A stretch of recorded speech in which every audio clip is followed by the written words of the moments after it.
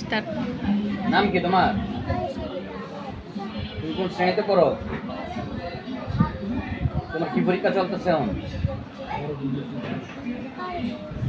আরবি মৌখিক পরীক্ষা। তোমার ধর্মের নাম কি?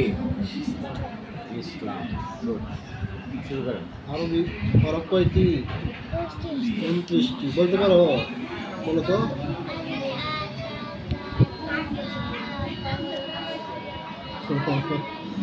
আরবি 29 হরফকে লিখার সুবিধার্থে কয় ভাগে ভাগ করেছে?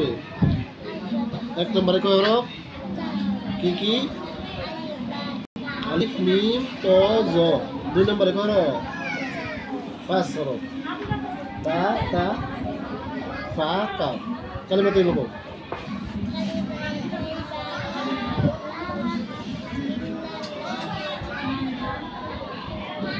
সালাম কেমনে দিতে হয়?